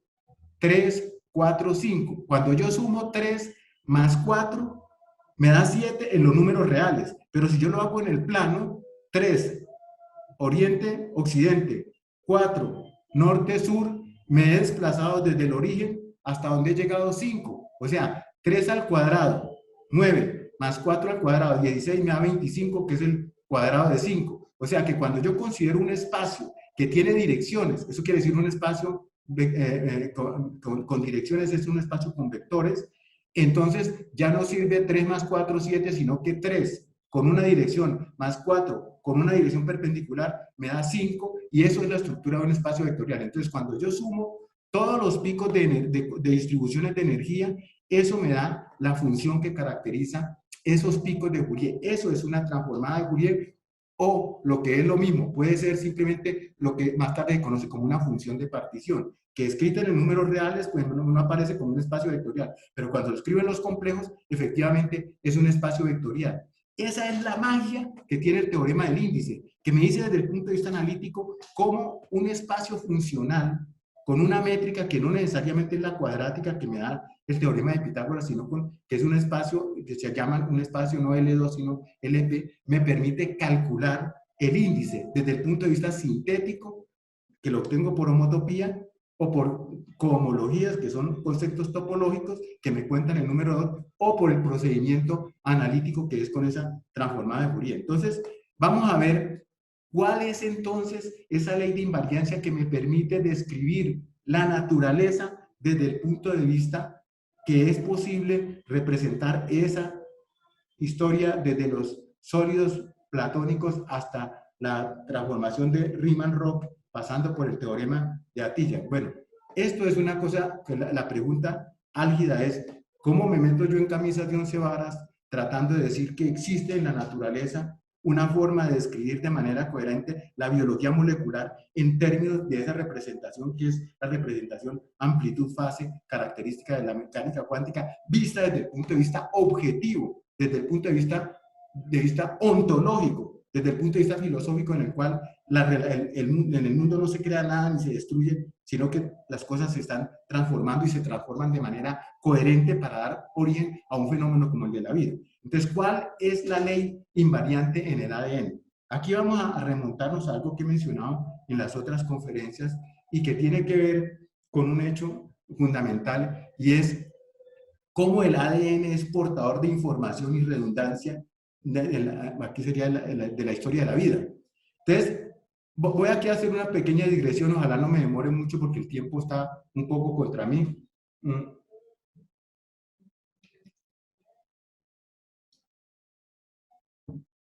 Aquí tengo en la parte inferior izquierda a Andrew Gleason. Este señor es muy famoso porque antes de 1950 demostró algo que es muy necesario al tratar de entender cómo un conmutador, que es un operador cuántico, se puede escribir en términos de los corchetes de Poisson, cómo esas álgebras son compatibles, las estrellas álgebras con las álgebras que tienen de Lie, cómo tengo esa convergencia entre esas dos cosas. Eso es el quinto problema de Hilbert, de saber si los grupos de Lie estaban asociados, como cuando empezó la topología, eran un concepto que venía de las derivadas de la regla de Leibniz, o si eso era una álgebra abstracta que no tenía necesariamente que ver con este tipo de cosas, como Weierstrass trató de decir si el concepto de derivabilidad era fundamental para la descripción si una función puede ser continua y no tener derivada en ningún punto, para retar la intuición, es decir, para ver si las cosas no eran, como en el caso newtoniano, que todo cuerpo que tiene una trayectoria, pues tiene una tangente en cada punto. Aquí puede suceder que, entonces, Gleason, en 1952, en plena guerra de Corea, le tocó que trabajar, bueno, no sé si le tocó, sino que fue voluntario, trabajar en ese problema de desencriptar o encriptar mensajes. ¿Recuerdan ustedes la película El Código Enigma, donde Alan Turing logró desencriptar la famosa máquina Enigma de los nazis? Bueno, en ese caso, Gleason se propuso, después de la muerte de Turing, intentar qué había detrás de ese descubrimiento formidable, donde gracias a que los alemanes siempre terminaban los mensajes con Heil Hitler, encontró, como en el caso de la piedra Rosetta Champollion, encontró con el nombre de Ptolomeo una forma de que escrito en copto y escrito en griego y escrito en jeroglífico antiguo pudo encontrar una relación para seguir el desencriptamiento de ese código, del caso de la piedra Rosetta, y en aquel caso del mismo. Entonces, Gleason empezó a estudiar con su conocimiento de espacios vectoriales y de espacios de grupos de Lie y todo este tipo de cosas, con la herramienta matemática formidable que tenía, qué pasaba con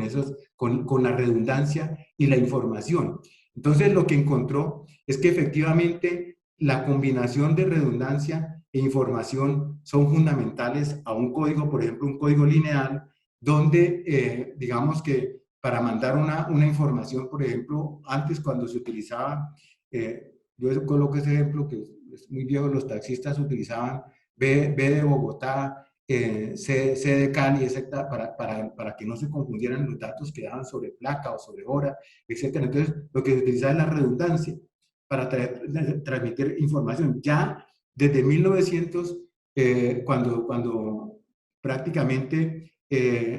Griffin y luego Avery y finalmente Chargaff identificaron que las letras en el ADN eran portadoras de información, y en 1948 Shannon había escrito su teoría de la información y veía el análisis de códigos binarios y la teoría de cómo, digamos que una medida de la información estaba relacionada con ese trabajo inicial de Szilard y Newton respecto a la interpretación termodinámica del concepto de información, a la manera como lo habían hecho Hartley y Fisher en el concepto de cómo transmitir información fiable pese a los desgastes que produce el ruido térmico o la interferencia, como en el caso de los taxistas. Entonces, digamos, en esas investigaciones tuvo la fortuna de tener esta estudiante, Jessie Williams, y ella encontró cómo un código óptimo que reúne información y redundancia, aquí está a la derecha, esa representación, pero yo creo que es un poco más sofisticada, encontró que un código robusto que conserve esa propiedad en la información y en la redundancia, un código robusto tiene que ser un código en el cual la forma como se describe la información a lo largo de los millones de bases de adenina, guanina, teicina, bueno, etcétera, están distribuidas de tal manera que ese código es un invariante de escala. Es decir, que si uno mira la secuencia de una parte, de una de las tiras del ADN, ¿sí?, encuentra uno que existen términos de redundancia, términos de... Aquí lo he colocado de manera muy simplificada, los intrones y los exones, donde prácticamente el exón pues es la parte que va a codificar exactamente, digamos, más o menos el gen, que es lo que, digamos, en el caso de los virus, retrovirus, ellos tienen información de ARN que ya realmente es el código sin redundancia, o sea, sin intrones. Los intrones son parte fundamental en cómo se va a aprender, digamos, a modificar la rigidez del código, o un gen, una proteína, y poder inclusive hacer splicing y hacer combinaciones posibles. Pero lo importante es que el teorema de Jessie McWilliams implica que un código óptimo es un código invariante de escala, que quiere decir que a lo largo de los 2.000 millones de años en los cuales se ha ido registrando en esa ristra toda la información posible, con todas las mutaciones y las variaciones que han habido a lo largo de la historia, pues esa información tiene un...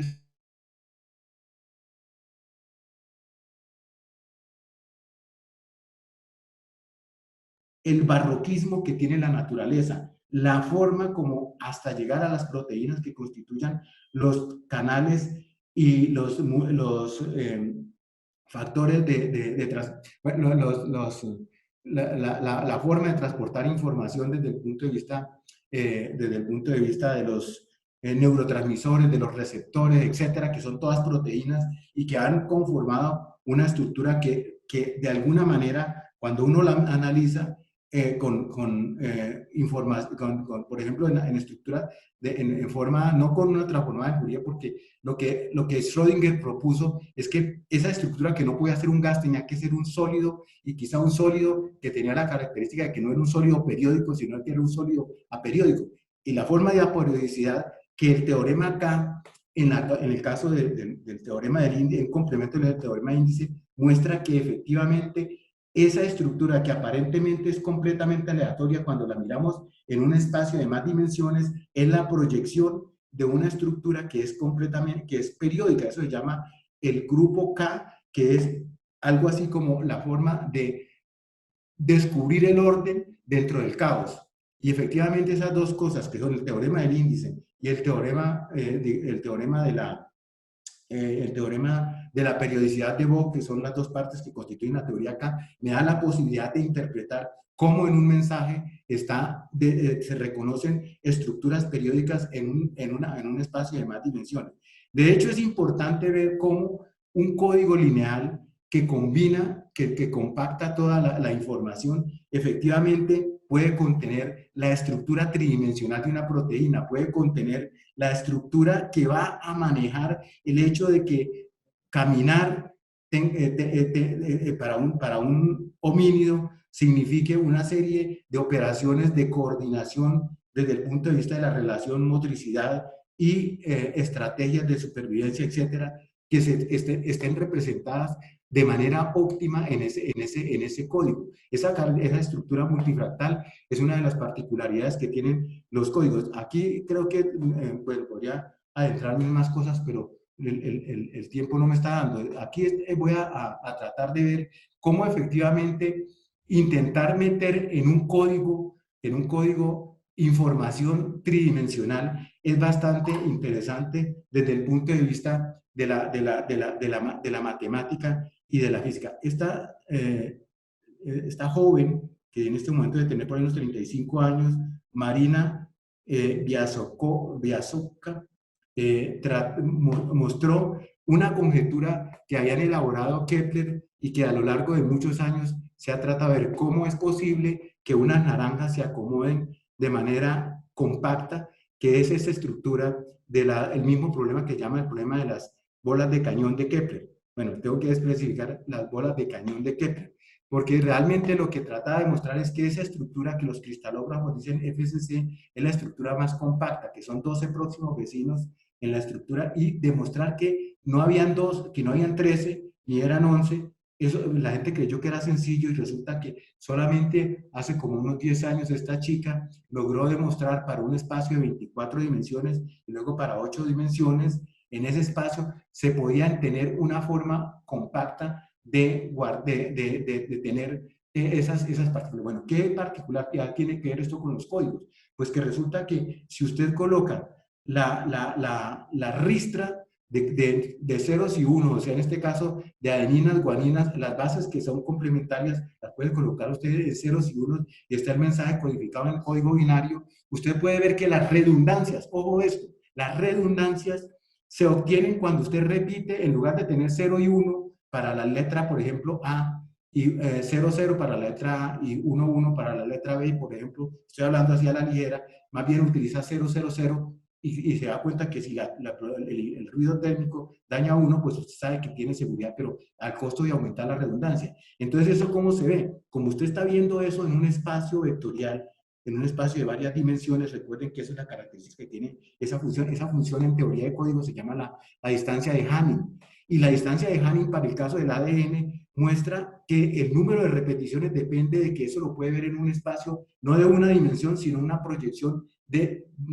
varias dimensiones. Si usted utiliza la forma más compacta, es decir, aquel código que no utilice más redundancia de la necesaria, entonces se encuentra que esto está relacionado con una forma de decir que efectivamente ese espacio es el que más densidad tiene, más densidad posible. Es decir, resolver un código óptimo resulta que se obtiene mediante ese espacio de varias dimensiones que me permite proyectar de tal manera que óptimamente se lleve cómo es desde el punto de vista tridimensional una proteína o cualquier otro evento que se está codificando en esa representación. Pero resulta que para llegar a esa demostración esta chica lo hizo dependiendo de esas funciones famosas modulares que Riemann, Atiyah y todos estos habían descrito. Y es lo más curioso, es que efectivamente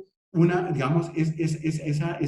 esa representación en una dimensión que proyecta lo de 24 dimensiones para tener una situación compacta de un código. Esto es lo que se utiliza en las tarjetas de crédito, en teoría de códigos, en los mensajes de internet y todas esas vainas que todavía no se ha llegado a la computación cuántica, pero que se utilizan estos métodos algebraicos para encriptar mensajes, y es decir, utilizar la factorización de números primos. Y eso depende de esas funciones modulares de Riemann y de las cuestiones de hecho, como lo demostró ella, fue utilizando esta información que provenía del teorema de el mismo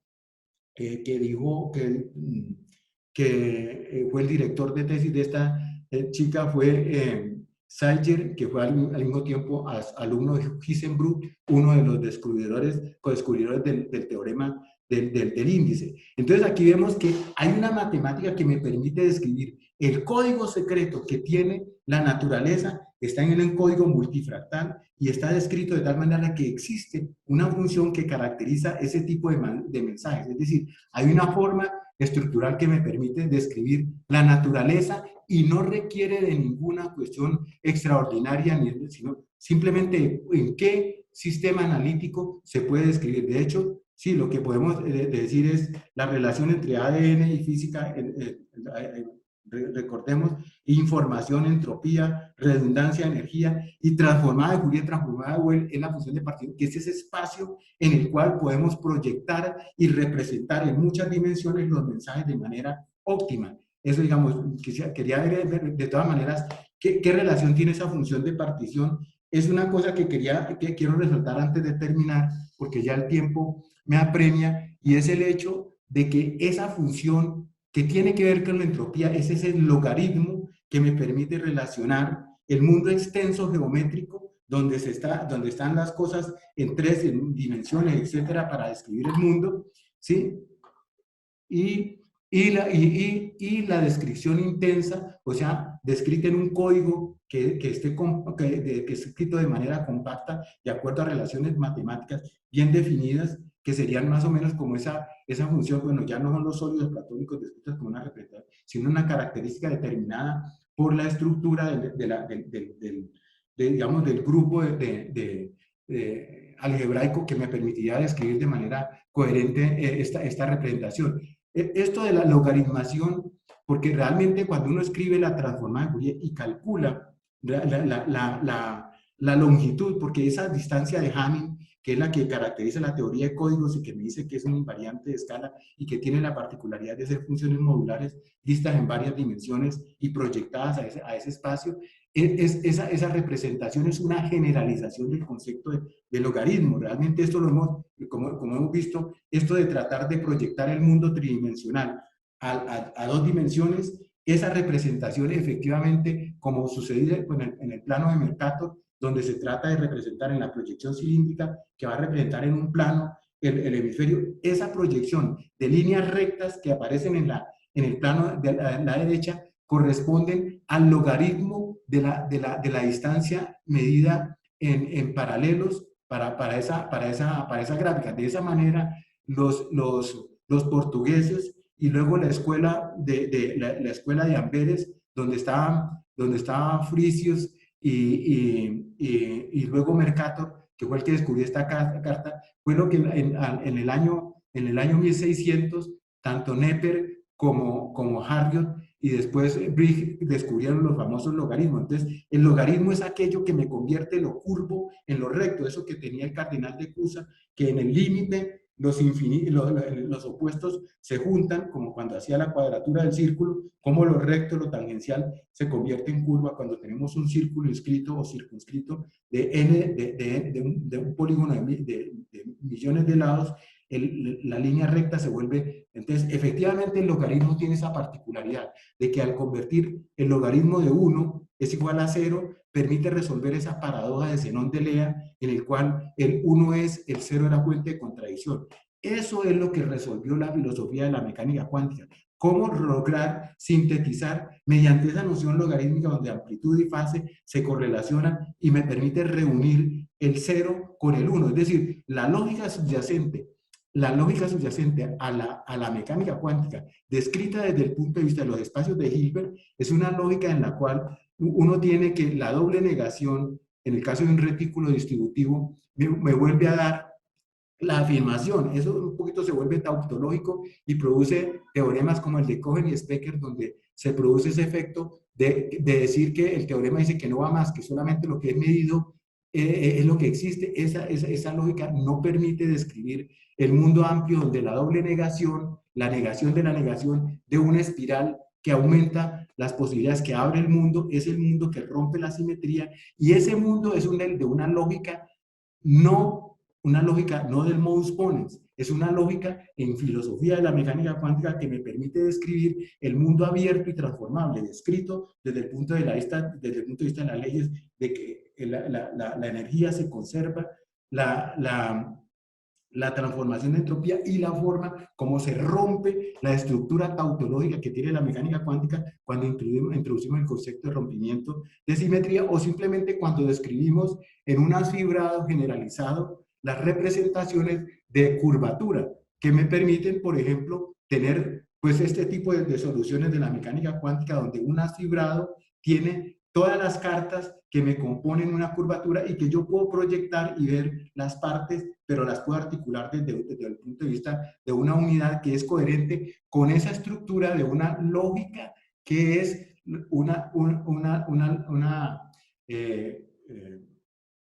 ¿cómo se llama? Donde no funciona el modus ponens, es decir, no es una lógica intuitiva, sino ahora se me escapa. Bueno, entonces, aquella que la doble negación, negar y volver a negar, no vuelve a dar el mismo, sino que da una lógica intuicionista. La lógica intuicionista, que es las lógicas que se utilizan en los haces fibrados, que permiten ver las nociones tanto lógicas como algorítmicas y como de teoría de cuerdas, todas descritas desde el punto de vista de la teoría de sistemas como, no exactamente como haces fibrados, sino como construcciones de tipo cobordismos. O sea, podemos describir la mecánica cuántica en un enfoque completamente objetivo que, visto en la perspectiva no del producto cartesiano, que son las funciones normales y corrientes, para construir funciones más generales, que son los haces fibrados, donde una estructura curva, donde lo local y lo global no coinciden, ¿sí? Me permite describir la lógica subyacente a esta estructura matemática funtorial. Es un tipo de lógica, de lógica intuicionista, que está más allá de la lógica del modus ponens, que es con la que uno resulta haciendo tautologías, y ocurre con la mecánica cuántica cuando se mira en el contexto de la teoría de la medida desde el punto de vista de los espacios de Hilbert, con esa condición bueno, entonces yo creo que acá trato de sellar la síntesis de Profe. Sí. Perdón, profe, que le interrumpa. Es que de pronto, como la reserva estaba de 3:30 a 6 para hacer la conferencia de 4 a 6, de pronto Zoom nos saca. Entonces le quería proponer que si quedamos en continuará, de pronto para que nos viéramos si es factible dentro de 8 días para terminar la conferencia como se debe hacer y darle la posibilidad al auditorio de hacer las preguntas que considere. Es porque ya falta poco para las 6, faltan como 3, 4 minutos y de pronto se nos cierra la plataforma. Bueno, Era eso nomás. Entonces, sí, podemos, pero sintetizo todo.